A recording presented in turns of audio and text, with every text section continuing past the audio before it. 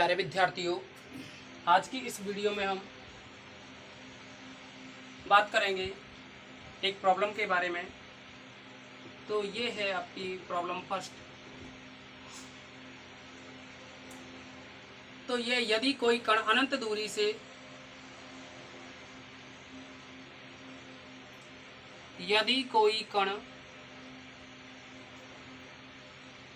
अनंत दूरी से ब्रह्मावस्था से गिरकर पृथ्वी तल पर गिरता है, ब्रह्मावस्था से गिरकर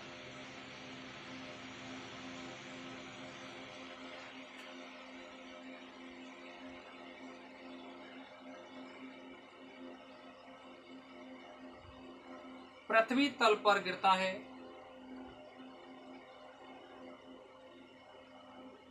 तो पृथ्वी तल पर तथा पृथ्वी के केंद्र पर पहुंचने पर,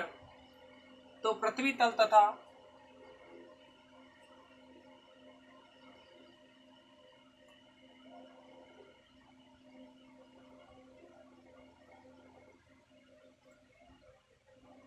पृथ्वी के केंद्र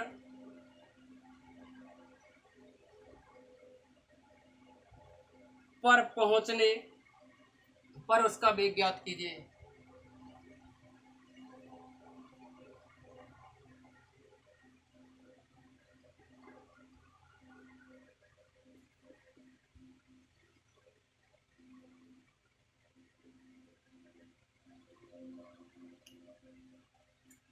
तो देखिए,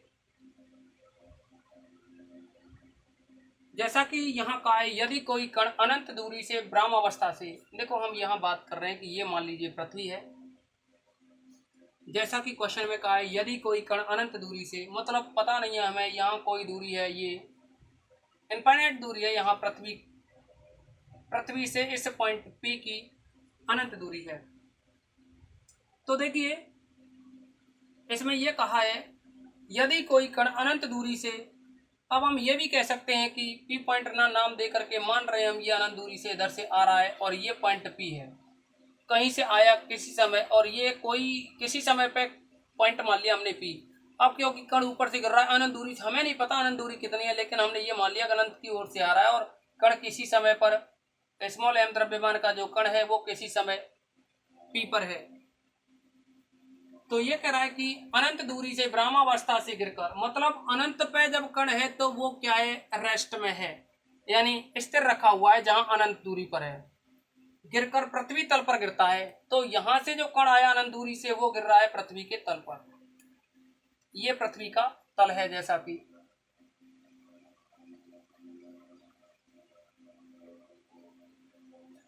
और गिरता है। तो पृथ्वी तल तथा पृथ्वी के केंद्र पर पहुंचने पर, और आगे चल करके ये पृथ्वी के केंद्र पर भी आ रहा है, सेंटर C पर। तो देखिए, कहा है कि पृथ्वी के तल पर, तो पृथ्वी के तल तथा पृथ्वी के केंद्र पर पहुंचने पर उसका वेग ज्ञात कीजिए। यानी एक तो इस पॉइंट पर वेग निकालना है, एक यहाँ सेंटर C पे वेग निकालना है। कण अनंत दूरी से आ रहा है, लेकिन अनंत पर जब कण को रखा गया है तो रेस्ट में है। तो देखिए, आपको हम पहले भी डिस्कस कर चुके हैं कि जब कण पृथ्वी के अंदर जाता है तो जो गति का समीकरण होता है वो mx double dot is equal to, या m को आप यहां से हटा सकते हो, x double dot is equal to minus का म्यू एक्स स्क्वायर, और जब ऊपर जाता है तो x double dot is equal to mu upon x square. ये दो बातें आपको बताई थी, लेकिन दोनों में ही माइनस रहेगा। इन दोनों के बारे में हम पहले जिक्र कर चुके हैं।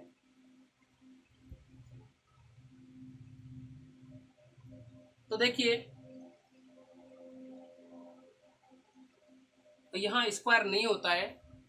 पहले जो नोट लिखा था आपने उसमें भी यहाँ स्क्वायर नहीं रहेगा, आप हटा सकते हो उसे। तो अब हम यहाँ बात करें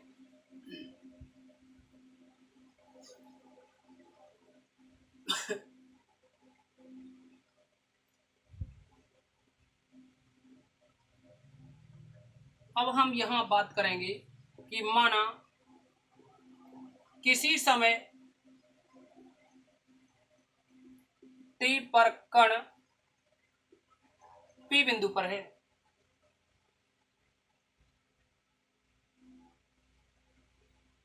जिसकी केंद्र से दूरी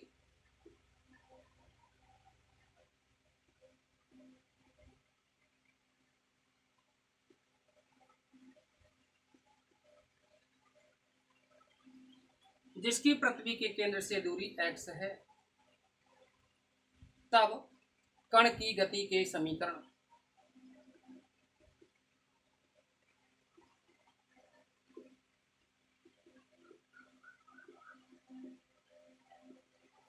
मतलब ये है कि ये जो P पॉइंट है इसकी सेंटर से जो दूरी है वो है x। तो कण की गति के जो समीकरण होंगे वो बन जाएंगे d2x upon dt square equal में minus mu upon x square. दूसरा रहेगा तथा d2x upon dt square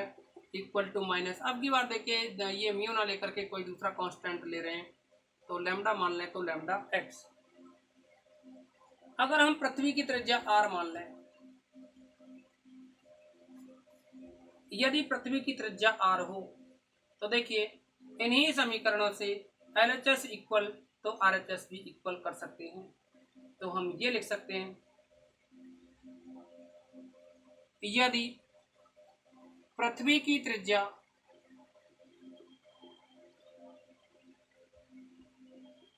r है, तब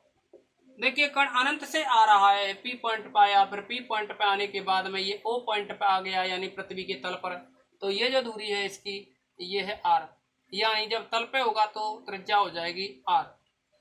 यानी x की जो वैल्यू रहेगी जब तल पे आ जाएगा यहाँ से तो x घटते जाएगी और ये रह जाएगी, बस तल O पे आ जाएगा तो ये रह जाएगी CO की वैल्यू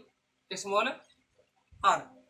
तो देखिए ये हम लिखे हैं यहाँ से दोनों LHS इक्वल है तो RHS भी इक्वल होने चाहिए। तो इस कंडीशन को अगर यूज मिले तो ये बनेगा म्यू अपॉन एक्स की जगह r लिखोगे तो minus mu upon r square, एक तो ये हो जाएगा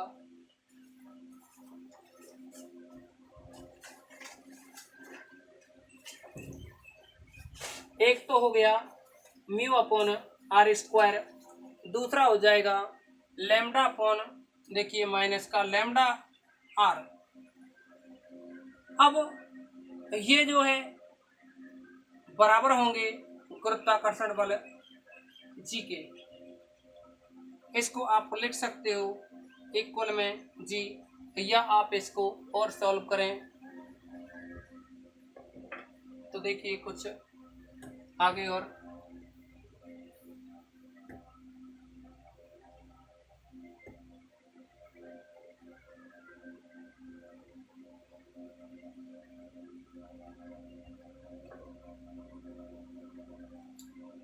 ये जो वैल्यू है म्यू अपॉन आर स्क्वायर, यहाँ दोनों में से माइनस को कैंसिल कीजिए, यह बन जाएगा mu upon r square is equal to lambda r is equal to g, यानी गुरुत्वाकर्षण बल है उसके बराबर होगा,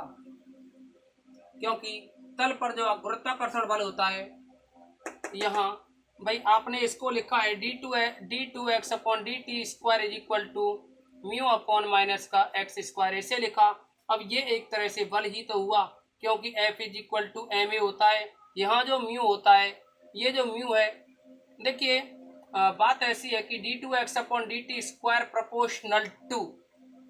या हम ये कहें mx double dot proportional to होता है पृथ्वी तल के लिए 1 अपॉन एक्स स्क्वायर। अब यहाँ देखिए हमने जो समीकरण लिखा हुआ उसके बारे में बता रहे हैं। अब अगर mx double dot proportional to 1 upon x square होता है पृथ्वी तल के लिए, तो यहाँ से m से डिवाइड करोगे, पहले तो ये प्रोपोर्शनल हटाओगे, m d2x upon dt square is equal to lambda, proportional हटाओ इक्वल में लैम्डा आएगा। अब माइनस का ले सकते हैं, अपॉन में एक्स स्क्वायर आप यहाँ भी ले सकते हैं प्रोपोर्शनल में, क्योंकि नेगेटिव में ही आता है जो गति के समीकरणों की बात करते हैं। तो अब यहाँ देखिए दूसरी बात, m से डिवाइड कर दें तो ये बनेगा d2x upon dt square is equal to minus lambda by m x square. अब यहाँ लैम्डा बाई m को म्यू माना जाता है, तो यहाँ देखिए m को इधर लाओगे तो ये एक तरह से बल बनेगा, F is equal to m a होता है ना, m a, F is equal to होता है एम ए, ये त्वरण है a, तो ये बनता है। अब हम वही कह रहे हैं ये बल है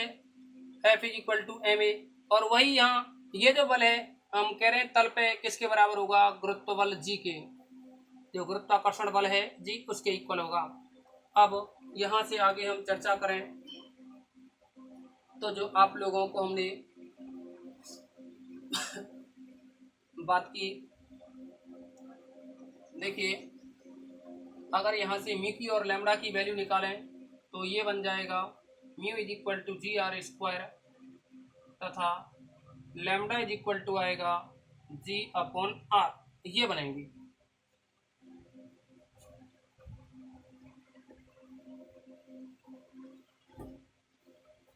अब हम यहाँ जिक्र करेंगे जो आपको दो समीकरण बताए थे स्टार्टिंग में उनसे। सबसे पहले तो पृथ्वी धरातल के ऊपर कण की गति के लिए बात करें। यदि कण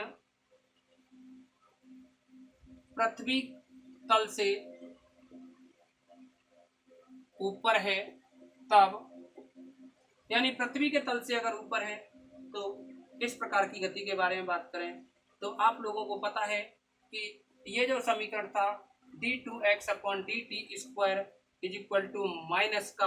और ये था पृथ्वी तल से ऊपर के लिए, यानी जब कण पृथ्वी के बाहर हो तो आपने लिखा था म्यू बाई एक्स स्क्वायर। तो इस समीकरण को यूज में ले तो देखिए म्यू की वैल्यू है जी आर स्क्वायर, तो म्यू की वैल्यू यहाँ लिख देंगे जी आर स्क्वायर, तो ये बन जाएगा d2x upon dt square is equal to minus का g r square upon x square. तो देखिए इसे हल करने के लिए वही पुराना तरीका 2dx अपॉन dt से मल्टीप्लाई करोगे तो यहाँ 2dx अपॉन dt और ये d2x upon dt square equal to minus का जी आर स्क्वायर इंटू 2, ये जो 1 अपॉन एक्स स्क्वायर है इसको लिखोगे, साथ में dx अपॉन dt से मल्टीप्लाई किया। अब अगर आप इसका इंटीग्रेशन करें और इंटीग्रेशन तो देखिए ये हो जाएगा dx अपॉन dt का whole square is equal to, देखिए 1 अपॉन एक्स स्क्वायर और ये dx अपॉन dt है, इसका इंटीग्रेशन ही तो करना है हमें, तो इसको आप लिख सकते हो, इसको आप लिख सकते हो, देखिए 2 आगे ला सकते हो, minus 1 upon x square integration होता है 1 अपॉन एक्स का, तो minus 1 upon x square integration होता है 1 अपॉन एक्स का, उसे लिखेंगे ये जो 2g r स्क्वायर है इसको यहाँ ऐसे ही लिखा 2g r स्क्वायर, और ये बनेगा साथ में 1 अपॉन एक्स का होल स्क्वायर। तो सॉरी 1 अपॉन एक्स, अब देख सकते हो आप इसे चेक करके कि क्या इसका डेरिवेटिव यही है। देखिए 1 अपॉन एक्स का होगा माइनस 1 अपॉन एक्स स्क्वायर, फिर एक्स का करेंगे तो dx अपॉन dt, ये बन जाएगा, प्लस में कोई कांस्टेंट और लिखा जाएगा तो वो के मान लिया। अब देखिए यहाँ बात करें हम स्टार्टिंग में कि जब स्टार्टिंग में देखो यहाँ पर जो के है वो तो अचर है, लेकिन स्टार्टिंग में जब x इज इक्वल टू अनंत, क्योंकि ये जो कण है वो क्या अनंत से आ रहा है, अनंत से आ रहा है, लेकिन जब अनंत से आ रहा है कण तो रेस्ट में है, यहाँ रेस्ट में है। उसमें क्वेश्चन में कहा गया है आपसे कि कण अनंत दूरी से ब्रह्मावस्था से गिरकर, यानी ब्रह्मावस्था से गिर रहा है कण, तो हम यहाँ ये कह सकते हैं, देखिए इनकी जरूरत पड़ेगी म्यू और लैम्डा की, म्यू की तो जिक्र हो गया है इस इक्वेशन में, lambda equal to g upon r है, इसकी और जरूरत पड़ेगी, हम यहाँ लिख देते हैं lambda is equal to g by r. तो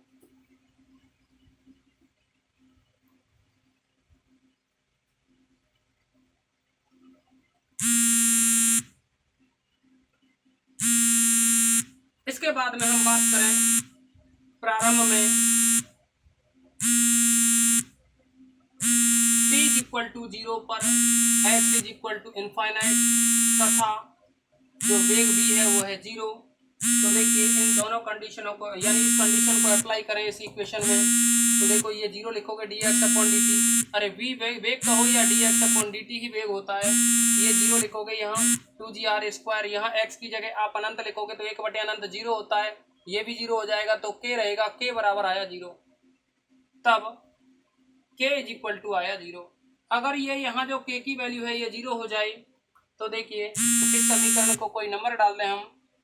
3, शायद समीकरण 1 और 2 हम पहले लिख चुके होंगे, जो ये जो समीकरण थे x double dot is equal to minus का म्यू बाई एक्स स्क्वायर को अगर नहीं लिखा है तो इसको 1 डाल देना, और दूसरा था x double dot is equal to minus lambda x, इसको 2 डाल देना। इन समीकरणों के बारे में बात करेंगे। अब देखिए इसी के साथ के की वैल्यू 0 आ गई, तब अतः समीकरण 3 से, समीकरण 3 में ये बनेगा d x upon d t का whole square is equal to 2GR square, और ये 1 अपॉन एक्स, ये बन जाएगा। के की वैल्यू हमने इसमें 0 रख दी। अब जैसे ही के की वैल्यू 0 हो गई तो देखिए यहाँ से जो v स्क्वायर है, इसको अगर v स्क्वायर करें तो वेग निकालेंगे हम, वेग जो कि हमसे पूछा है। दिस इम्प्लाइज ये बनेगा d x upon d t is equal to root 2GR square upon में एक्स, ये बन जाएगा। अब यहाँ हम इसी को d x upon d t जो कि वेग है, तो देखिए पृथ्वी के तल पे पूछ रहा है। अगर हम यहाँ ये कह दें माना पृथ्वी के तल पे जो वेग है वो कैपिटल वी है, यदि x is equal to r, यानी आर त्रिज्या जो है, आर त्रिज्या पर वेग d x upon d t is equal to capital v है, तब यह बन जाएगा। वैल्यू रखें इस इक्वेशन में जो ऊपर दे रखा है,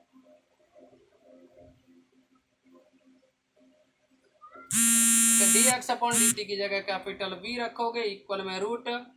2GR square upon x, x की जगह आर लिखोगे, इस आर से ये आर कैंसिल होगा, तो ये बना स्क्वायर रूट में 2GR, ये वेग रहा।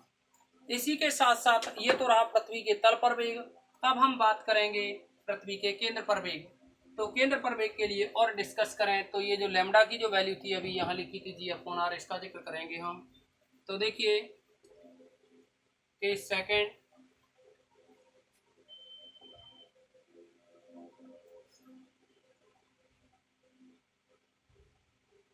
केस सेकंड के बारे में जिक्र करें हम, तो हम ये कहेंगे यदि कण पृथ्वी के तल के अंदर है, तब यदि कण पृथ्वी तल के अंदर है, तब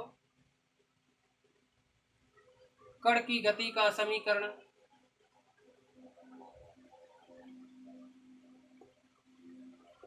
और ये आपने लिखा था वहां एक्स डबल डॉट लिखा था, उसको आप d two x upon d t square लिख सकते हो is equal to lambda x. लेकिन थोड़ी देर पहले हमने बताया था कि लैम्डा की जो वैल्यू है वो थी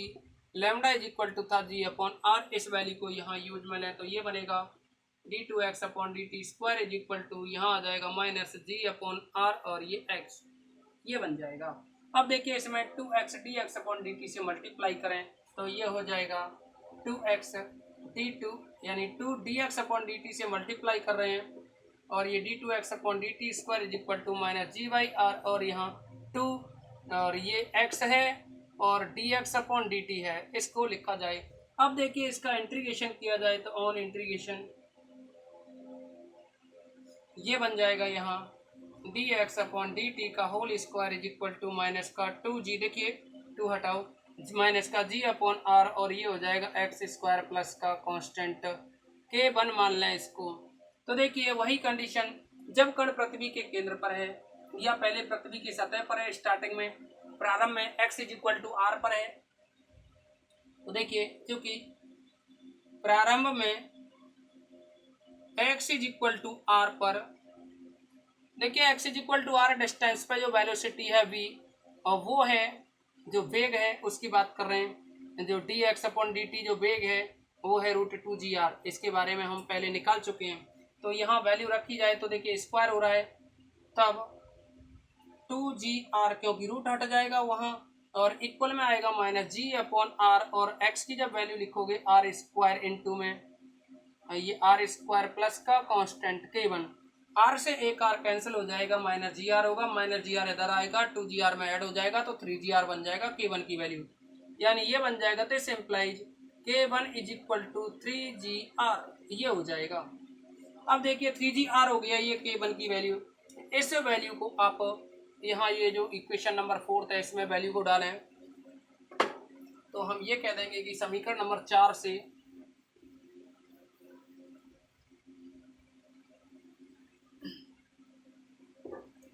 समीकरण 4 से ये बन जाएगा यहाँ d x upon d t का whole square is equal to minus का g upon r x square plus का K1 की वैल्यू है ये 3GR, तो प्लस का 3GR ये हो जाएगा। अब देखिए यहाँ से हमें वेग निकालने के लिए चर्चा करनी है। तो यदि पृथ्वी केंद्र पर वेग v1 है, यदि पृथ्वी के केंद्र पर वेग dx upon dt is equal to v1 है। देखिए यहाँ ये कह सकते हैं कि पृथ्वी के केंद्र, अर्थात जब यहाँ से x इज इक्वल टू, देखिए x अनंत से आया c पे आ जाएगा तो x की वैल्यू 0 हो जाएगी, तथा x इज इक्वल टू 0 है तब समीकरण में इसमें वैल्यू रखोगे आप, इसको 5th नंबर दें। समीकरण 5 से ये बन जाएगा v1 square is equal to minus g by r x square, तो x की वैल्यू 0 हो जाएगी प्लस का 3GR। तो यहाँ से